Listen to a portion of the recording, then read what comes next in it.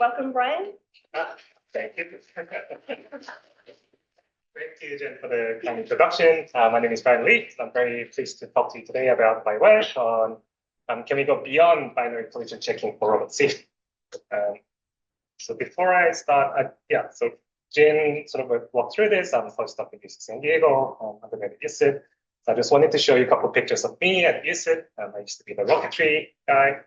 This was before when I was doing my honors thesis talk at the very spot here about some years ago. And this was my desk at ACFR. I think some of you may recognize it. This is a 3D reconstruction of it as part of my project. Cool. And just before I begin, I want to acknowledge some of my collaborators. So Nikolai is my PI. Yulun was a postdoc in our faculty at Michigan. Kahan, Zuri, Mani, Nicola, and Dwight, PhD students in our lab. And these are some external collaborators from outside the group. So Teresa, you probably know her at UTS, Lan, Cedric, also from UTS, Trung, Jorge Cortez, Mohammed, Tanya Morimoto, Aiden Mangan, Jandong, and Jamie are also authors. So they all contributed to work here. So it's not just me, and take the village. Cool. So I want to begin off by sort of pointing out that the robots are new here, right? So it's now driving the big tech scene, and it's now starting to be attract VC funding, and it's impacting like stock market and stuff. So right now we are seeing that robots can do dishes really fluently, and you can see that the robots are doing laundry really well, right? So these are some examples from bigger AI and physical intelligence. So they are doing these really cool demos of robots doing everyday tasks using dexterity and general intelligence. So how do they achieve this? So the modern recipe seems to be that we put in a lot of data into some network. Right? So it's typically called a vision language action model because it takes in vision and a language instruction, and then it spits out an action at the end. And the promise is that if we put in enough data, then we should be able to produce correct actions all the time and become a magic box where it's the source of intelligence, right? But then when I see these kind of things, by my training, I'm working with field robots, as all of you are here, and I start thinking about how do these scale to serious robots, right? So on the left-hand side, this is a robot that's called Fast Off-Road Vehicle, something that Bang and I built at UTS together. It's a robot with 400 Newton meters of wheel torque. It's almost a Tesla. On the right-hand side, this is a robot that I'm working on with at UCSD. It's a robot that drills through concrete. And if you've ever tried that yourself with your hand, that takes a lot of force, right? Okay, so if we try to go into these kind of serious robots, I want to bring up a cautionary tale of putting together systems of consequence together with a magic box. This is an example that Ian taught me in my undergrad phase. So this is an aircraft called X-15. It was an experimental hypersonic aircraft. So when you have a hypersonic aircraft, the challenge is that as you go into the hypersonic zone, your control gains have to change a lot, right? And it depends a lot on these nonlinear fluid dynamics. So what people wanted to do was they wanted to invent a magic box that's going to automatically adjust the control gain based on what they're currently experiencing. And what happened? It crashed into the ground very badly. Right? And what happened there was that as it's trying to adjust the control gain, it got into some sort of a limit cycle oscillation, and the pilot was not able to control the pitch at all. So it went straight into the ground and it crashed. Right? And the reason why I bring this up is that I see a parallel today to these VLAs and magic boxes to the MH96 automatic gains. So in the case of MH96, it caused a large degree of skepticism in adaptive control for a decade. And we don't want to see that happen for robotics, right? So, and the reason why this happened is that people were not thinking seriously about certifying these kind of magic boxes, and instead relying on these arguments that everything can be learned or everything can be adjusted on the fly. So the reason why I bring this up is that we need to think about safety seriously. All right. Sorry. Yeah. Okay, cool. But that's not to say that everything is bad. So nowadays we have all the modern tools from all these advancements. So for example, we can do massively parallel physics simulation. That's part of all the training that we're doing. We can do data-driven learning of continuous functions very well, right? On the top here, I'm showing a neural network fitting a sine wave. On the bottom here is my favorite tool, Gaussian process, being fit to a given data. And what's less obvious, perhaps, is that we can now impose physical constraints when we are learning these kind of functions. And I'll get to that in a sec, how this can be achieved. So my question now is that given these kind of modern tools, can we make robots that are performant and safe at the same time? So I don't want the robots to be just sitting there being safe and doing nothing. I want the robots to do useful stuff, but I want them to be safe and certain.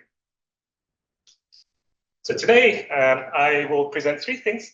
I'll present the body of work where we have continuous spatial representations, where I can provide some structural guarantees on the properties that it satisfies. And then I extend these structural guarantees to be able to use these guarantees and accelerate planning and do certified planning and doing continuous trajectory optimization using this kind of spatial structure on the representations. And finally, I'll talk about some ongoing work where we're trying to use these continuous spatial representations with context-aware motion planning. Cool. So I'll begin off with continuous spatial representations. I like to think of this in two different camps. So first are explicit representations. So we can first think about explicitly storing the parameters or the coordinates of the volumes. So we can think about things like voxels, point clouds, or meshes. And I think a prime example of an explicit representation in the continuous domain is something like an occupancy function. Right? It gives me the probability that a given point belongs to the obstacle or that it doesn't belong to the obstacle. So I'm giving some examples of explicit representations here. So here we're seeing a point cloud being turned into Gaussian blobs. This is work by Winnie Tabib at CMU. And on the right here is everyone's favorite map, and it's an octamap that's being built from a point cloud. So it's a voxel and therefore an explicit representation that's discrete. And I like to think about implicit representations in continuous domains as well. So in this case, the geometry is represented as a decision surface of some nonlinear class. Right? So we can think about general implicit surfaces as a function f, where it's positive outside and it's negative inside. And as a special case, we can think about these sign distance fields where the function value is given by the closest distance to the surface of the obstacle. And the signs are given by the same rule as an implicit surface. So let me show you some examples here. So this is an implicit surface that's been constructed from a point cloud. This is work from my Robert Fitch's group at UTS, when he was at UCSD actually. And on the right-hand side is an example of a distance transform from a discrete occupancy grid. And this is an example of computing sign distance fields in a discrete domain. But I'll show how this can be done continuously without using discrete representations. Cool. So to be able to do continuous representations, I'm going to use this tool called Gaussian process. So I think a lot of people here may be familiar, so I'll skip this in a very quick way. So the main idea of Gaussian process to me is that it extends a random variable to a random function. Right? So if I want to say a function f follows a Gaussian process distribution with a mean function m and a covariance function k, it means that the expected value of the function is given by the mean function. I have made a notation mistake here, but c is equal to f. So the covariance between 2 points is given by the covariance function. And the nice thing about this is that this is Gaussian. So given the data set, we can do closed form inference. So we can write the joint distribution between the data and some query as a joint Gaussian random distribution. And we can take the short complement to be able to infer the conditional mean or the conditional variance at different points. And that's what you're seeing on the right-hand side. So the red area is the uncertainty given by the variance. And you can see the mean is getting more accurate as we are adding more data to the Gaussian process. Cool. And using this, I'm going to do two things. The first is I'm going to model the occupancy grid. So this is actually work from ACFR by Ransalucin and Ayake. So I want to represent occupancy as a random function where it's given by a log-odds form, which is essentially the ratio between log of probability of being occupied minus the log of probability of being not occupied. And the nice thing about this is that it transforms probability between 0 to 1 to minus infinity to positive infinity, and therefore it can be represented using a Gaussian process much more easily. And what we want to do is that we want to build a function that maximizes the classification accuracy given the sensor data. And what Ransolver showed is that you can do nice expectation maximization updates where we form a lower bound and maximize this using a nice closed form linear algebraic procedure. So I won't get into the details of that because we are really using this as a tool. The next thing I want to bring up is this idea of sign distance functions. So with sign distance functions, it's a little bit less obvious to how to construct it because it has this fundamental property that its norm of the gradient has to be 1 wherever it's differentiable. So the intuition behind this is if you move away from the obstacle at a meter, then the distance can change at most meter. Right? If you moved a meter, then you can be at most 1 meter further from the obstacle that you started off with. And as a PDE, this is a really difficult one to solve because it's not only nonlinear, but there are singularities. There are singularities because the distance field fails to be differentiable at what's called the medial axis. So this is when the distance field, when we're querying the distance field where it's equidistant to 2 different points in the environment. So if I am equidistant to two different obstacles, then my gradient is pulling me one way to one obstacle and to the other way to another obstacle. And that basically makes the gradient not defined and it's no longer differentiable. So to solve this, because it's a difficult PDE, people have came up with specialized solvers. So these are really Dijkstra-like algorithms called fast sweeping or fast matching. So this is a visual I created of these algorithms. So you can see that what's happening here is that we iteratively build a distance value in a similar way to doing path planning on a grid, right? So in the fast matching method, you gradually expand down. Fast sweeping sort of takes a guess first and then corrects it.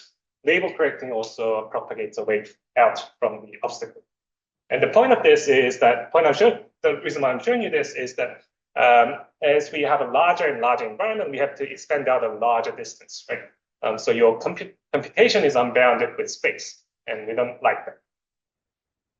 Cool. So to counteract this, we are going to use a result from a 1970s mathematician called Baradan's formula. So it basically says that if I have a hit kernel that's defined on the obstacle, where it's one on the boundary of this, one on the boundary of the surface, and it satisfies the hit equation, then we have a nice result that says that as the time goes to 0, the log of the hit is proportional to the distance squared.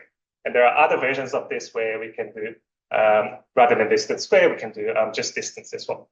And the intuition behind this is that if we have heat transferred in infinitesimal time from some surface, it's proportional to the exponential of the closest distance. So your heat particle is moving from the surface, and it's somewhat proportional to the closest distance from the surface. So here's a nice visualization from computer graphics community to solve this on a grid in a discrete way.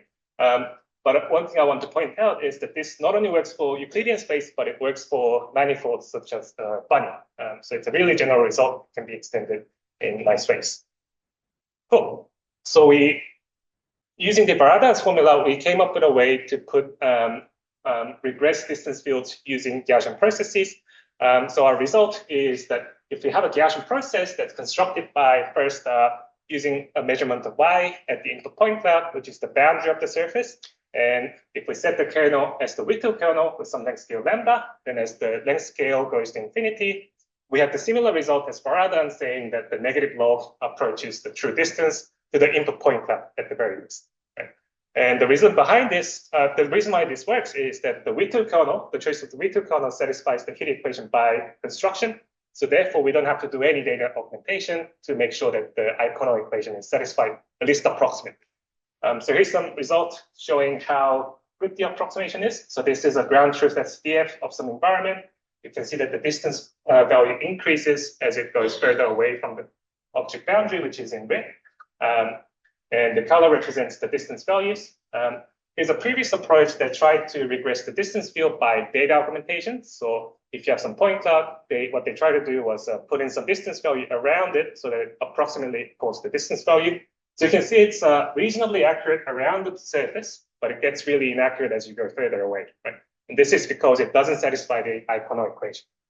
But if we have our log-to case method, then we can satisfy iconal equation almost approximately, almost exactly, and we get a result that's really close to the ground truth without doing any data augmentation. By the way, if you have any questions throughout, please feel free to shoot. I'm happy to answer them as we go. Cool.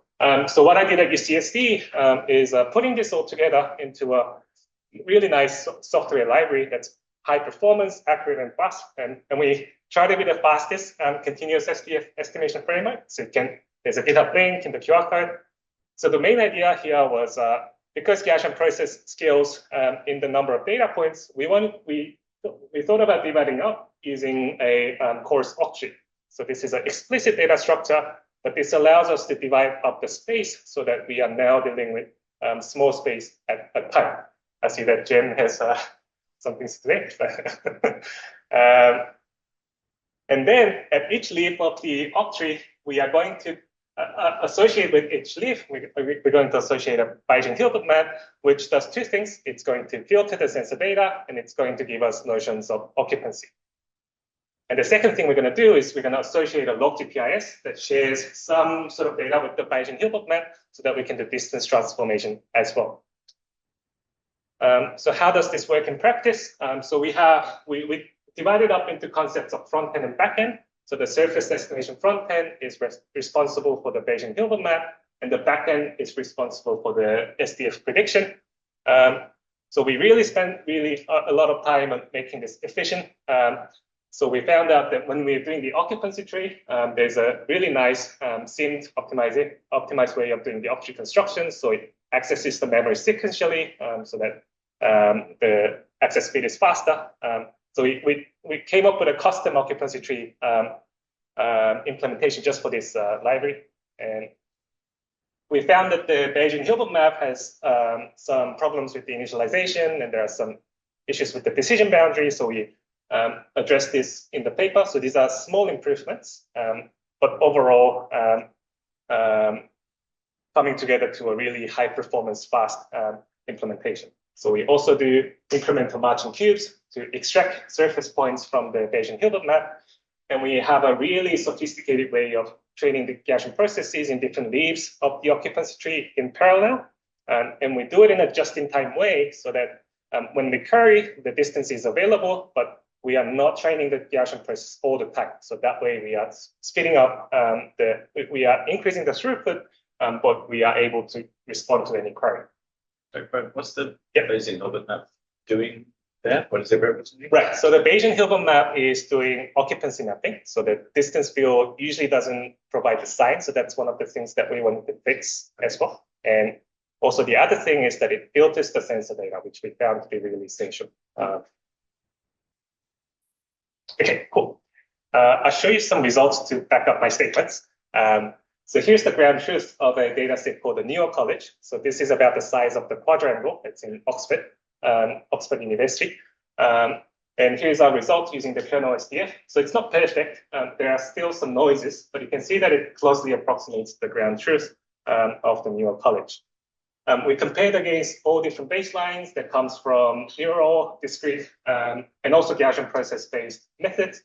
So on the right-hand side is a method for Fiesta, which is a grid-based method. You can see that it's almost decimated the whole environment where we can't really tell what's going on anymore. And there's another method called Voxblocks, which is a little bit more accurate. It's also this, but it still has a lot of noise compared to our method. We also compared against VDB GPDF, which is a previous work that attempted to speed up Gaussian process using a data structure.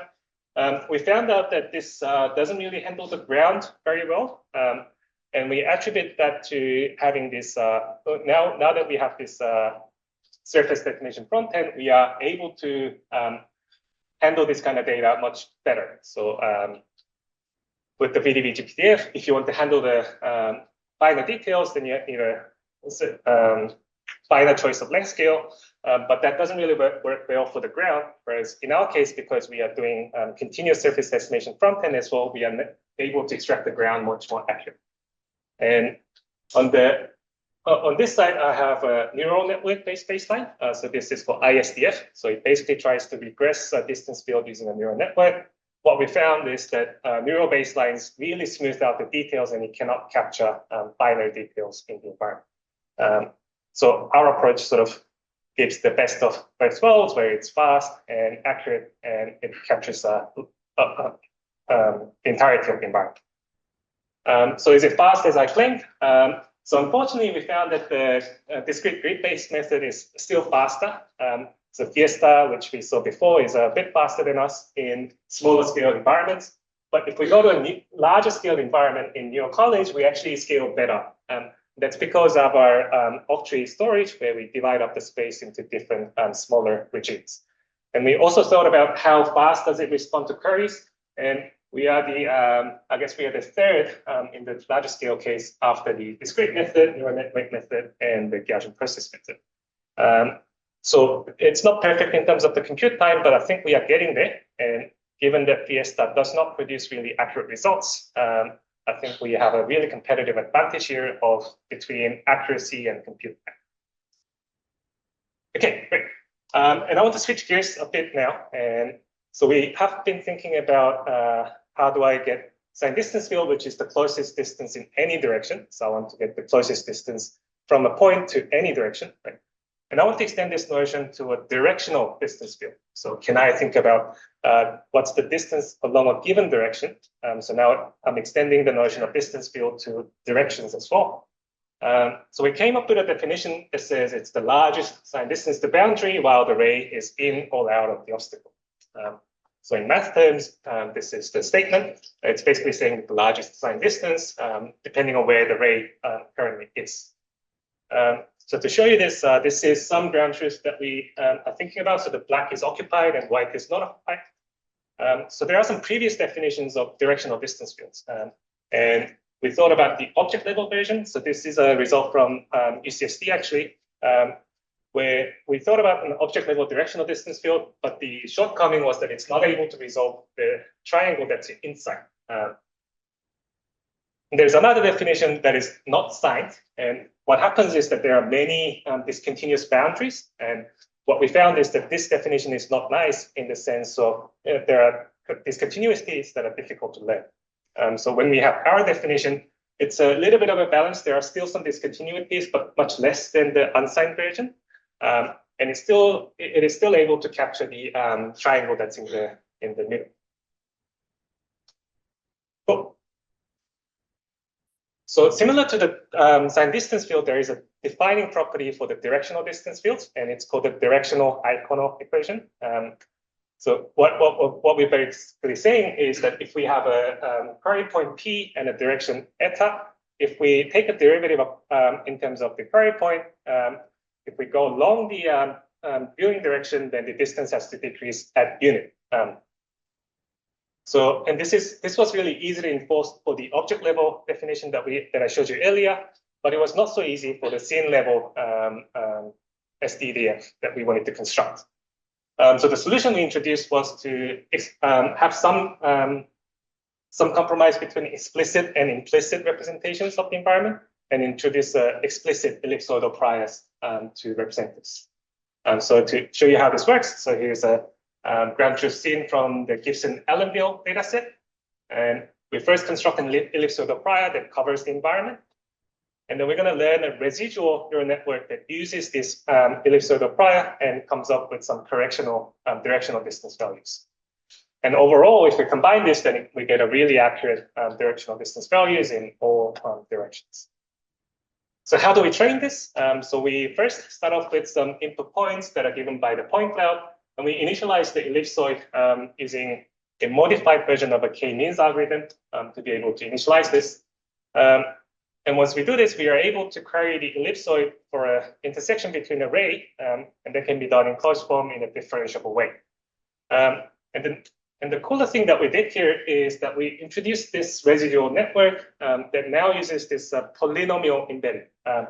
And the main idea here was that the intersection between an ellipsoid or some geometric surface that's given by a polynomial can be thought of as solving for a root of this polynomial. So we thought about constructing an embedding that contains all monomials of the position and the viewing direction, and using that as a feature to train our residual network.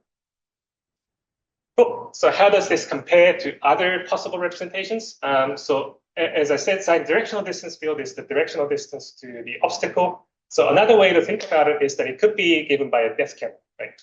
So we thought about how does this compare to, say, Gaussian splats or other radiance field-based methods. So here are the ground truths that we thought about. And we first thought about Gaussian splats because we thought this is the closest because we are using these ellipsoids. What we saw was that it introduces a lot of artifacts where there are less data. So RAGS stands for rasterizing depth Gaussian splat, and it was a method that purports to be geometrically accurate by introducing some regularization. But even so, with the regularization, it has a lot of artifacts where there are less data, and it sometimes blurs off the areas where there is less data. And another thing that was interesting is that if we don't give it any RGB image, which Gaussian splats need, then it just becomes completely unusable. It just doesn't give us anything geometrically meaningful. And the other experiment that we did was comparison against radiance fields, so neural radiance fields. So what we found here is that sometimes it misses out some details around the corner, and it introduces some noise where there are less data. And we also thought about using a neural version of an SDF and doing what's called a sphere tracing to be able to get depth along a direction. And what we found is similar to the comparison in the Gaussian splat, Gaussian process SDF. It oversmoothes the boundary and leads to inaccuracies because of the oversmoothness.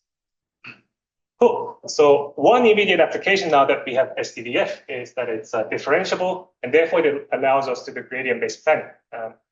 So one motivation for defining this directional distance field for us was to do active perception using directional distance fields. So here is an example that I'm showing where we are trying to minimize the overlap while maximizing the visible area. And after we did the directional distance field, the leading also was able to do this in, I think, 2 hours. So it's really fast to come up with this kind of planning methods. So the example I'm showing here is just doing gradient descent on some viewing, on some position and viewing direction. And you can see that it covers the area very well, so different, at different viewpoints.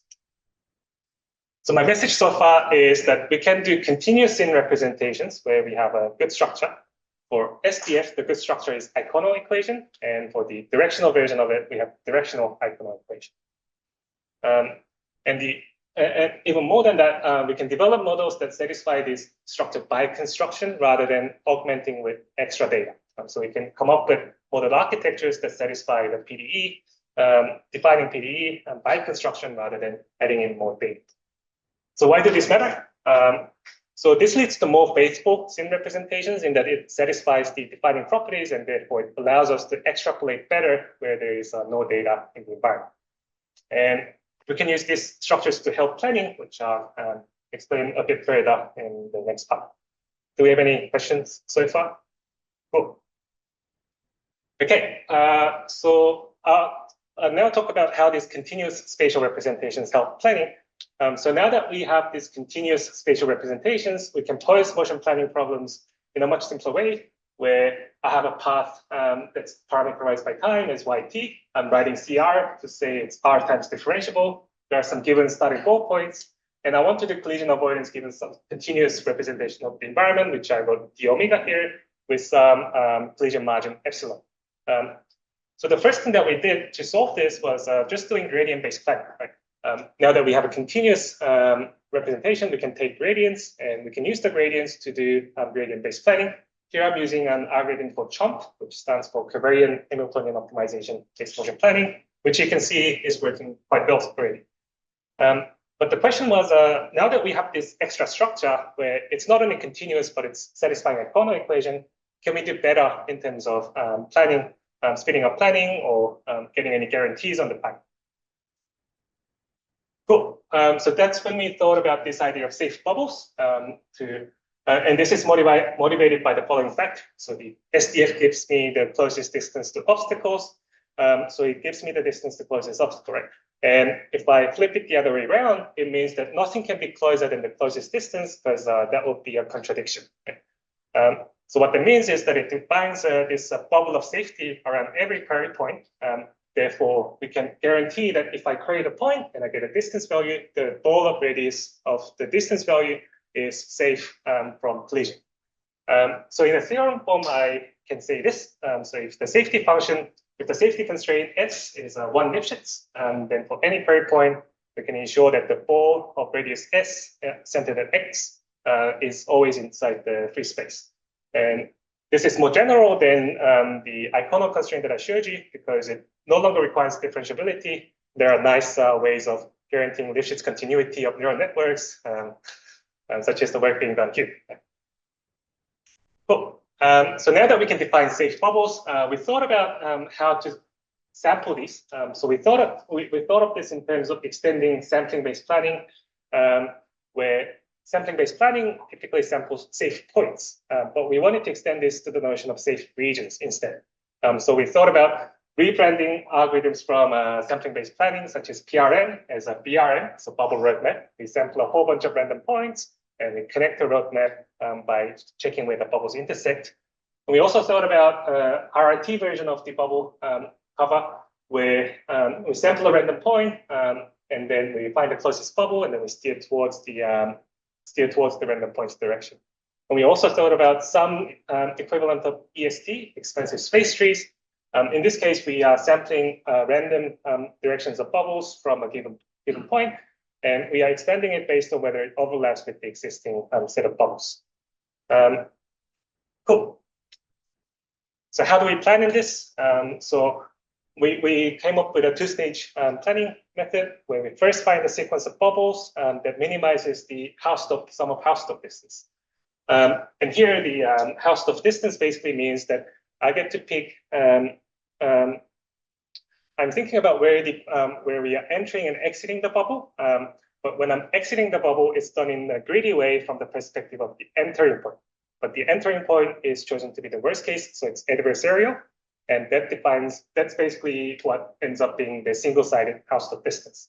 But for bubbles, because it's a simple primitive, we can have a closed form solution, which is given by the expression there. It's a distance between centers plus the change in radius. So once we find the sequence of bubbles using a discrete graph search like Dijkstra's algorithm, we have a sequence of bubbles that we must go through.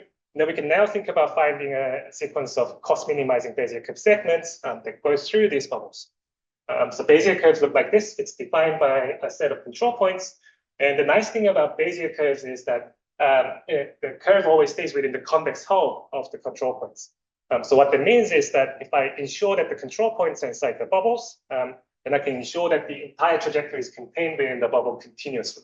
So that certifies that my trajectory will be safe without doing any sampling across the trajectory as we typically do in planning. So to write that formally, here I have a sequence of Bezier curve segments, and I want to minimize the cost on it. And this ends up being a quadratic cost function in terms of the control points. And I want to enforce that they are contained within the bubbles. And there are some continuity constraints that I have to enforce along with the start and end points. And these become a linear equality constraints, except for the bubble, which is a quadratic inequality constraint. And we can solve this easily using a second order Cohn program solvers.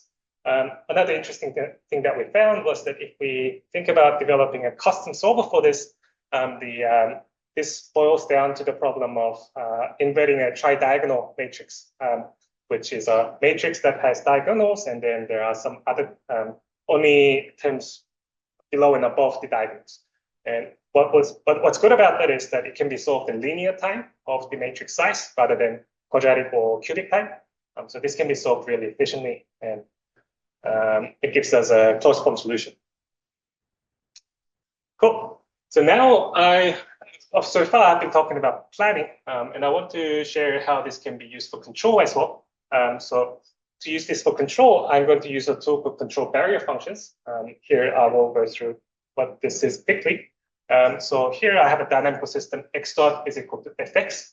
And if I want to ensure that some desired outcomes will eventually occur, then I can think about what's called a Lyapunov function, right? So this is a function that's 0 at the equilibrium point 0, and it's always if we can show that it always decreases along the solution of the dynamical system, then we can show that the desired state of 0 is eventually achieved along the solution.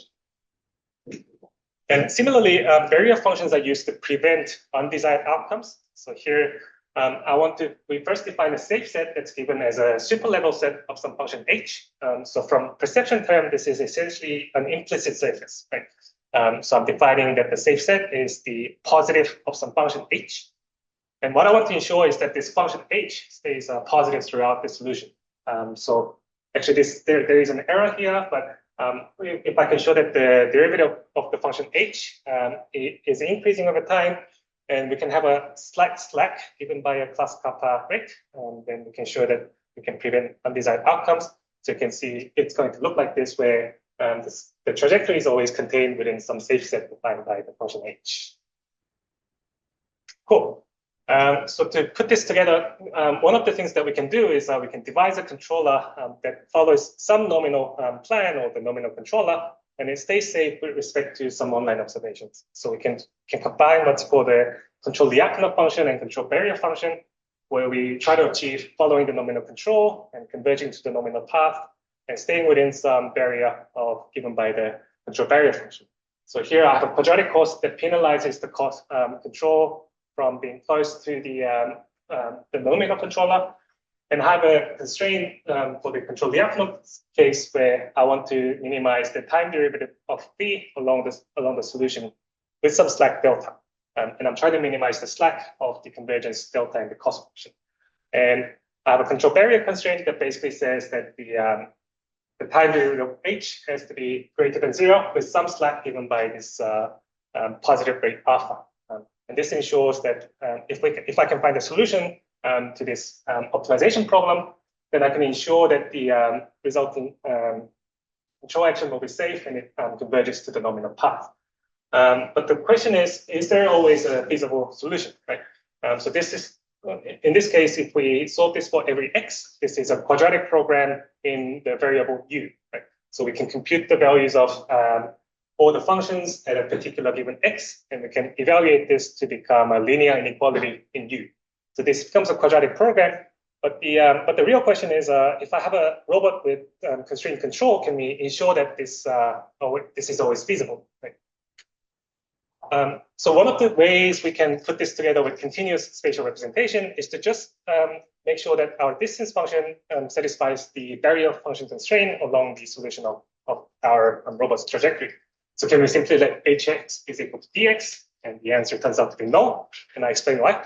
And this is because as I mentioned before, the distance function becomes not differentiable where there is a medial axis or there are sharp corners, right?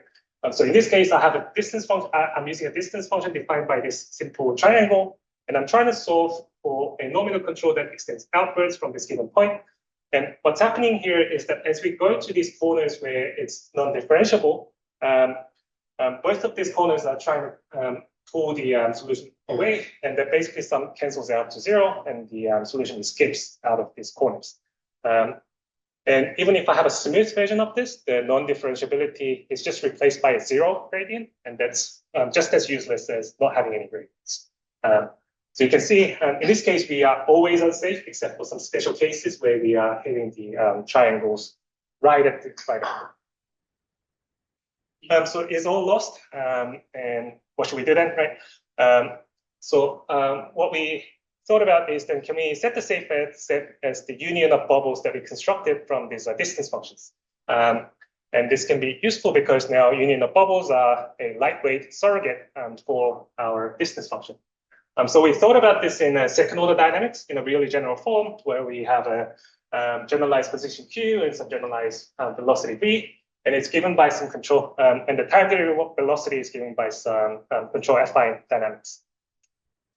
And we are thinking about a union of intersection of all the constraints that we have. So intersection happens because we have a constraint on the velocity, and we also need to introduce some other constraints, as I'll show you later. And we're doing a union of all across all the bubbles, and we want to ensure that eventually the function s is greater than 0.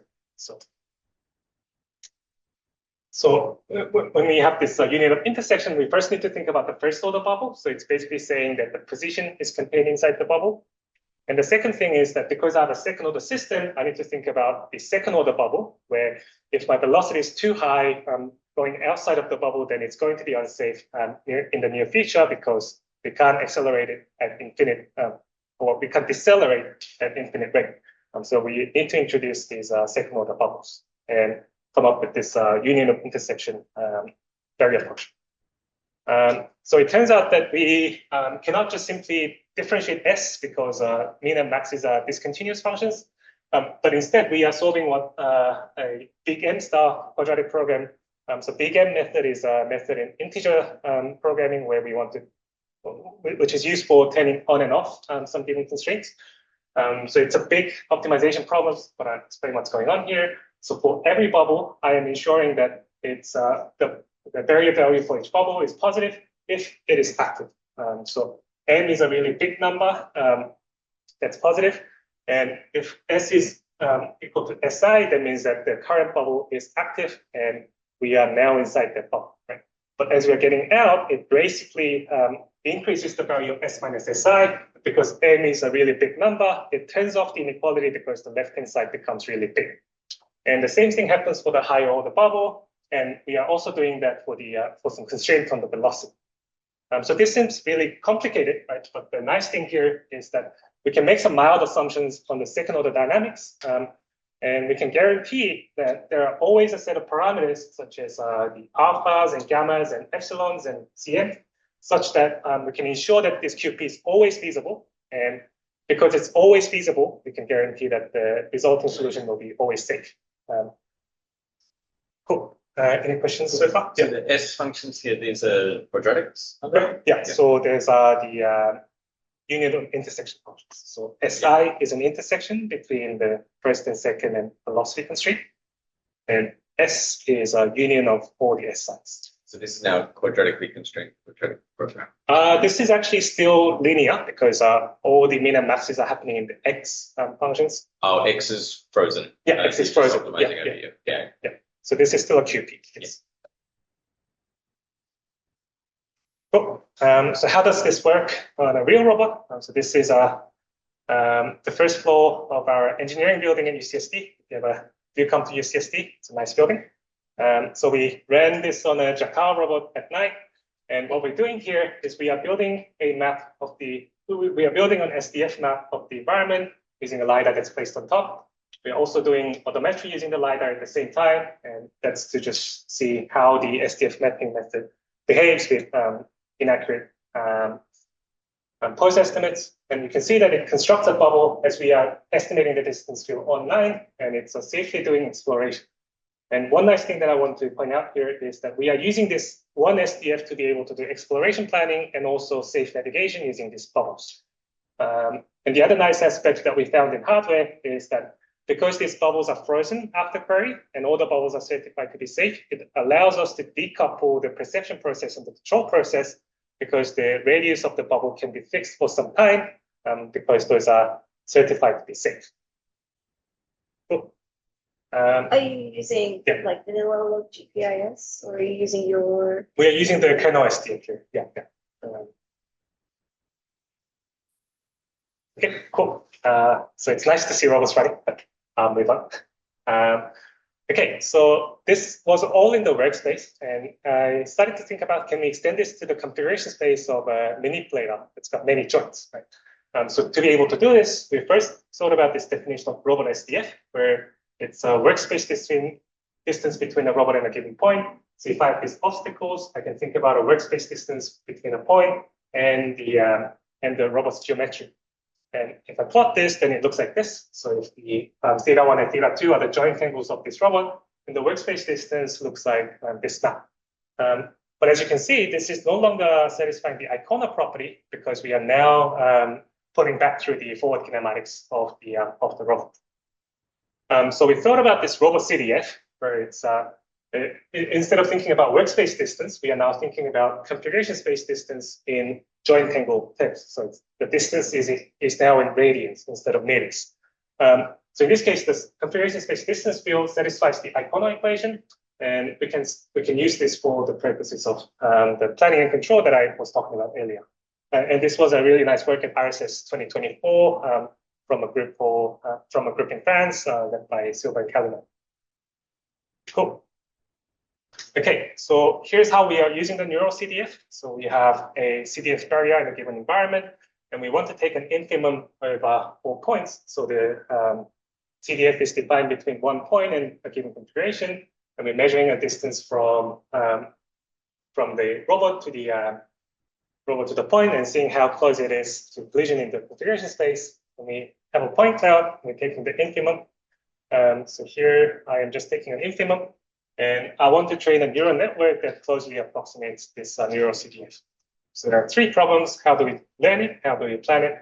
And how do we plan using it? And how do we choose control actions using this neural CDF? So today I'll mostly focus on the planning part, because that's what I think is the most exciting. So once we have this neural CDF, then we are able to use the same safe bubble cover algorithm, generate a bubble cover, and find a continuous trajectory. So it's the workspace trajectory looks like this, and this is the same plan that's shown on the configuration space. So that's the same idea. And as before, it significantly reduces the number of collision checks because we don't do collision checking within the bubbles anymore. And this can be solved as a complex optimization problem when we are trying to find the continuous trajectory for the bubbles. So does this work on a real robot? Yes, it does. So here I'm skipping a little bit of details. But here I'm planning a path using the same bubble algorithm given 1 point cloud view of the environment. And I'm using the neural CDF to be able to certify that it avoids the dynamic obstacles as well. So here's I'm using an April tag to be able to estimate the velocity. We can do this using some object time algorithms as well. And the motivation behind this was that we can use this for the construction robot that I showed you earlier, where it tries to drill through the ceiling. But we want to be able to be safe with respect to any dynamic obstacles. Cool. So the message so far is that if we have the lift shift from property, we can have safe bubbles. If we have safe bubbles, we can do less collision checking, and it certifies safety, and it gives us a continuous trajectory. And we can extend the notion of safe bubbles to the configuration space by using this neural configuration space barrier. It allows bubble-based planning and distribution of robust control. So now that we can do planning and control, I want to share a little bit about the ongoing work that I have using the fact that implicit surfaces give us accurate geometry. And now I'm trying to think about, can we go beyond avoiding obstacles?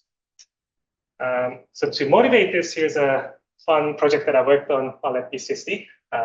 So here's a robot that's going through the artery of a human, a model artery of a human. And the motivation here is that this is a model of the brain blood vessels. And if there are strokes, we want to be able to get a robot to go in and mechanically resolve these kind of strokes that may happen in the brain.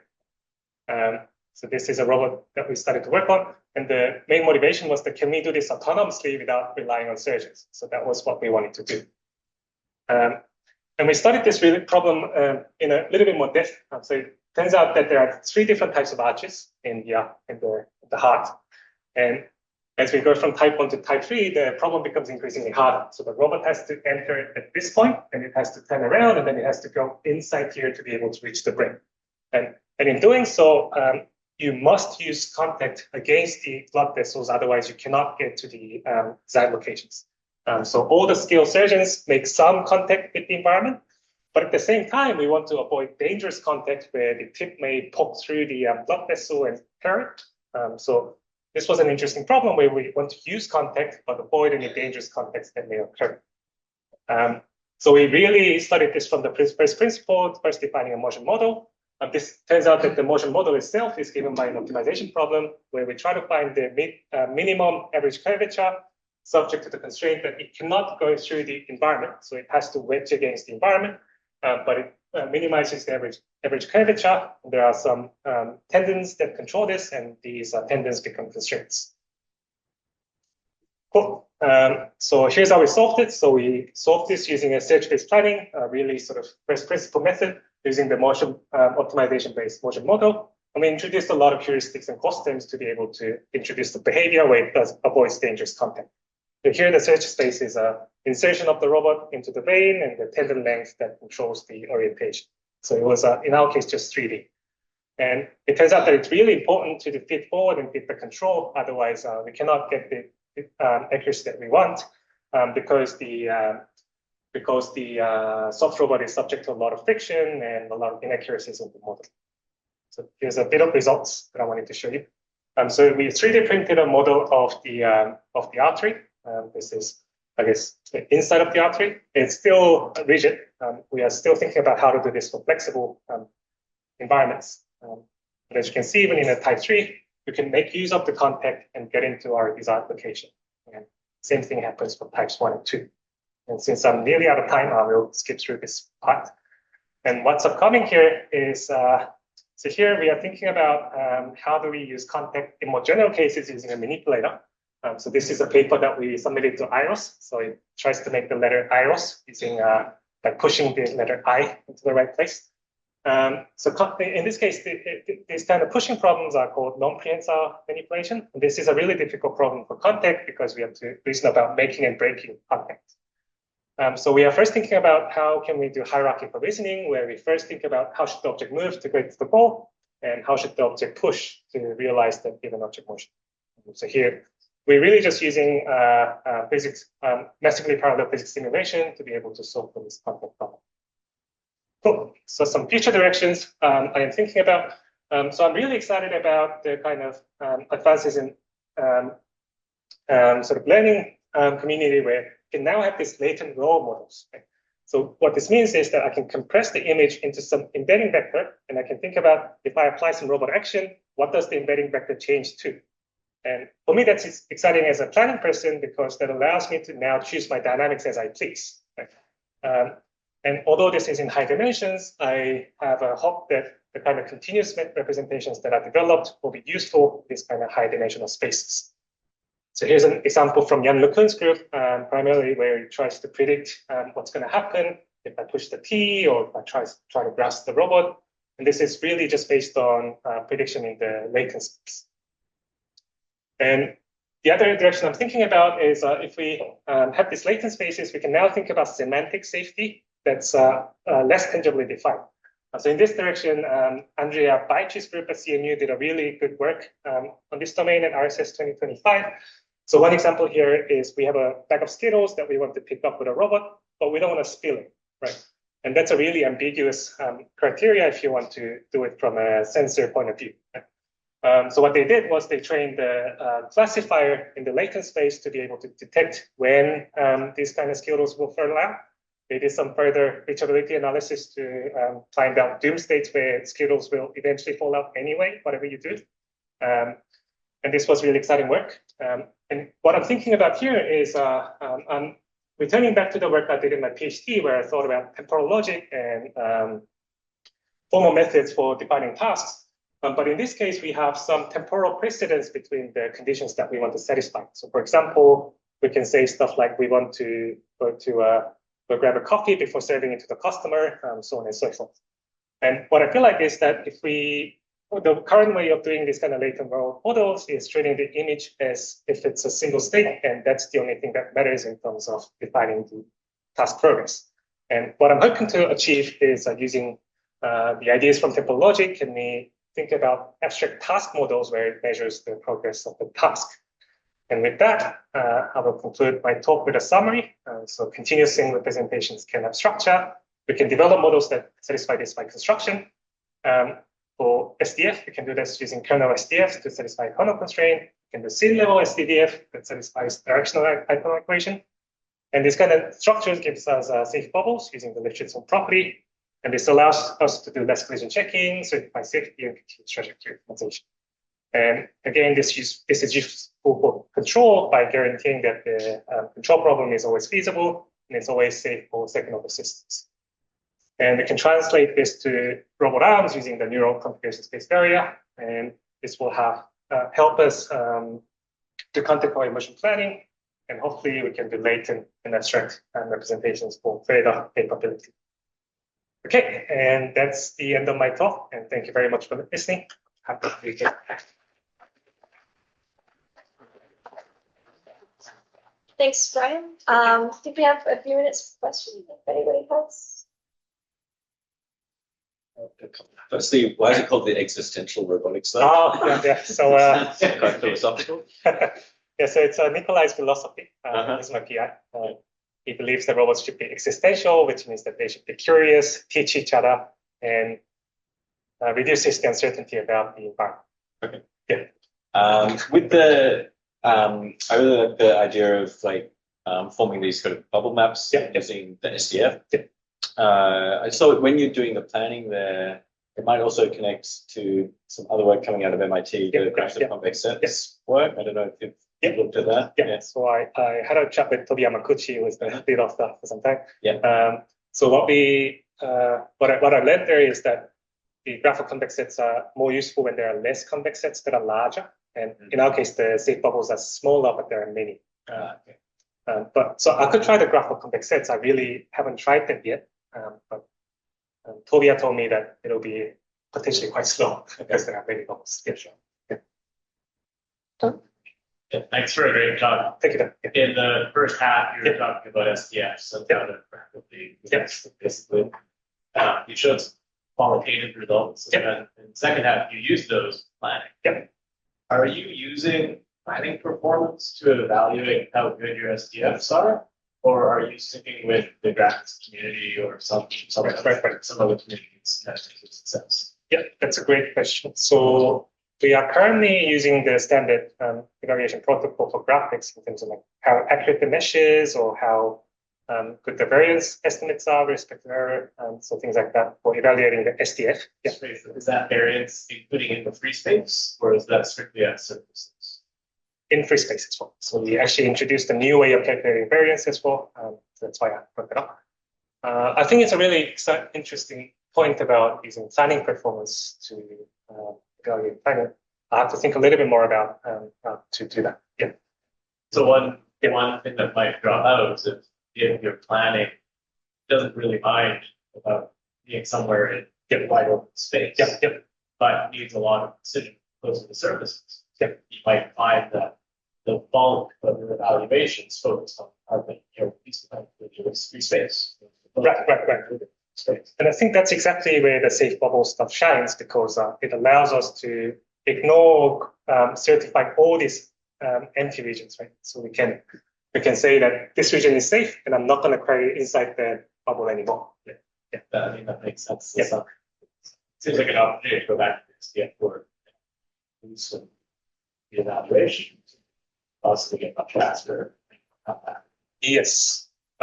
So that would be, we're continually thinking about how to make it more sample efficient. So how do we sample less in the environment? And the other part is that we really just have to ensure Lipschitz one property for the safe bubbles to hold. So we potentially don't have to spend that much compute training these distance field representations as long as they're Lipschitz. So distance fields happen to be the maximal Lipschitz function that satisfies sort of the observations. So thank you for the insights. Yeah. Thanks for the Your kernel SDF. Yep. You said that you don't actually train, I guess, until you query a leaf or something like that. Right. Can you maybe explain a little bit more Yeah. how that works? So we have a priority queue based method where we queue the surface points for training in some order of priority. So the priority depends on how recently have you queried some region, and also is there currently a query pending for this region? So there are some geometric arguments about how to decide its priority so that we don't update the regions that I don't really care about. So you could do dynamic like distance fields potentially if you added another like piece of logic to your query. Yes, I think we could. Yes. That would be cool. I don't think anybody has done that. Yeah. Yeah. We'll have to think about that. That's a good slide. Yeah. Thank you. Yeah. Just good way to answer Doug's question about your answer. So what you would want then, if you wanted to loosen the requirement on the SDF, would want, I guess, a one which it's underestimator of the distance field. Is that right? It doesn't have to be the true distance field, but as long as it consistently underestimates it, it's fine. So I'm almost thinking about it as a Lipschitz one classifier. So if I another samples for the free space. At least can I train a Lipschitz one classifier? The distance fields happen to be the maximum classifier. Yes, yes. That's quite easy. Yeah, yeah. We're a little over time. Is there a really burning question left? There? Okay, then can we thank Brian again?